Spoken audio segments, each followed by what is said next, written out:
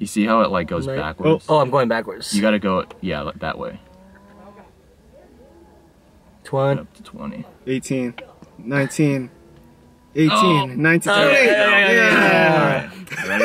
All right. All right, what's up, guys? Welcome to Impromptu ZCT. We got Matt here, the usual host of ZCT, and then our good buddy Zeke.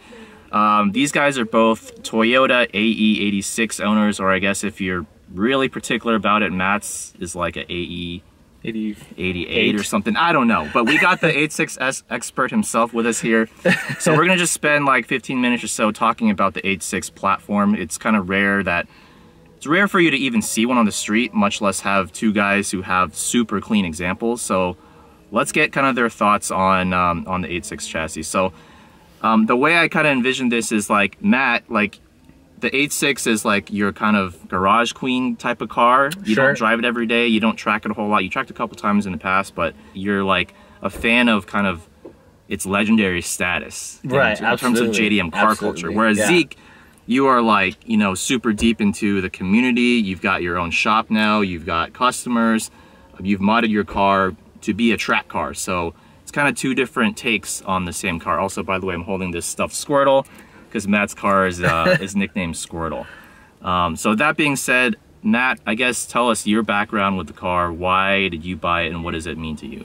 Okay, so like a lot of people that get into this car, their first experience of it was, I guess, Initial D. Yeah. That's kind of where I saw it. And, you know, you told me you had a buddy that had a really clean example of one, so I saw it and we made a deal. And we went down to LA, bought a one-way ticket, bought the car, and drove it back on the PCH, which was... Sight unseen, we bought the car. Sight unseen, just bought it. It was pretty awesome. And, you know, the original intent of this car was to, you know, track it and make it the car that I take all the time for high, you know, performance driving events. Laguna, autocross. Yeah, Laguna, autocross, all of those things. And I was doing that for a bit. But a couple things happened that prevents me, you know, from doing that now. The first thing that happened first, though, is that the 4AG, I blew the 4AG. So there's a head gasket leak. It was gone. I still have the block and everything at home. Oh, wow. But Sue from Aggressive Performance, he's not operating currently because he did a career change, but he put in a really clean 20 valve in there. Yeah. So, I mean, Zeke, you were looking at it, it still retained the power steering, it still retained the AC, you know, so it was really well done swap. So I was tracking that for a bit, and then I had a kind of a spill out on turn 3 at Laguna Seca, and it wasn't the prettiest thing, and I got really scared about it. And so I was now, riding shotgun. Yep. Oh man, that was not a fun Fed moment. was with me, and it was not a fun moment like he said, and that kind of spooked me from, you know, tracking it and doing high performance driving events in it. And so now it's kind of just like my getaway car slash, you know, if I want to get back to the analog inputs of a vehicle, this is kind of it now. So that's kind of where I'm at right now, you know, and, you know, hopefully now in the future, now that, you know, you're operating your shop, CM AutohausZ in Fremont, you know, I can have a kind of a go-to mechanic guy and, you know, a friend to go to as well to you know, watch after it. So that's kind of where I'm at right now. So maybe Zeke, you can kind of talk about your car and then your philosophy behind it and, you know, where it's at today. Okay.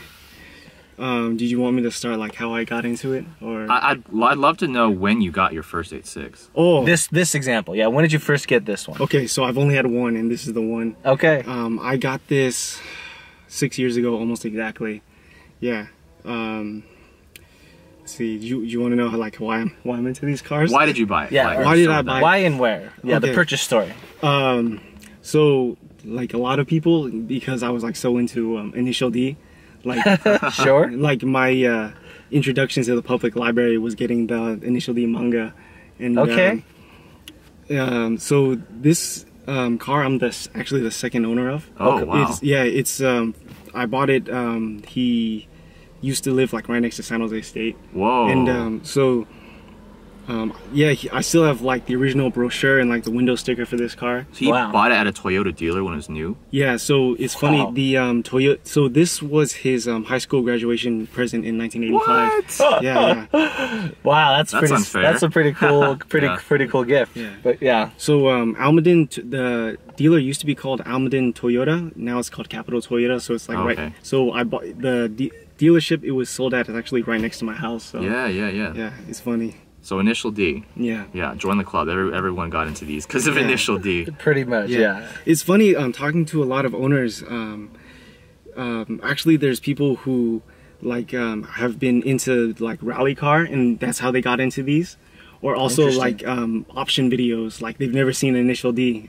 They just seen like option video. Yeah, like hot version, best motor and all that. Mm-hmm. So yeah, in terms of your, I know when you first bought the car, what was your original intent? So like for me, just restating the fact that I was gonna track it and do all this stuff and wrench on it, and then the plans changed for that. But for you, when you bought it, like what were you looking? What was your initial goals for it? I guess. Oh. Yeah, like every other car, I wanted a daily driver and I wasn't gonna modify it, but yeah, I tried to trick myself into that a few times. yeah, I know. And then like slowly people have said like, hey, like when I put the cage in it, people were like, hey, I thought you were gonna not modify it. I was like, yeah, I thought so too. 6 years later, it looks like a freaking track car. Yeah. Okay, so current state of today, you know, what is it to you right now? Is it like your track? Is it your daily? Is it your, you know, show car? What is it right now in its current state? So because I have the business, it's definitely used for promotional and marketing purposes, but I still regularly take this guy out and either just to like drive or like participate in like the Corolla community events. Got it. So it's not your track car now, because I believe you have a different car for the track now, right? You bought an FRS? Okay, so this used to be the full-time track car until I crashed last 8/6 day. Mm-hmm. And I remember that. So because of how bad that crash was, I kind of decided like to take this off of full-time track duty. Okay.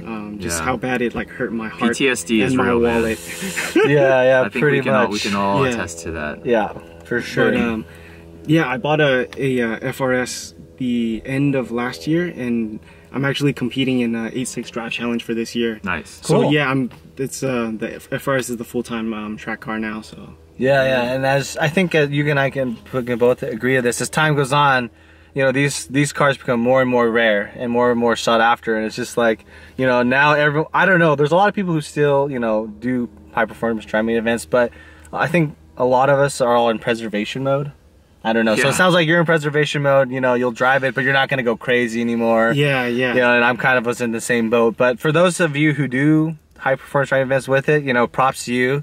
You know, mad props for those who still take them out. Yeah. Because once, like I'm sure you can attest this after you had your crash, restoring it, finding parts or finding people who can work on it, other than yourself. I mean, I'm sure it was tough. Yeah. Almost like no body shop wanted to take on the car.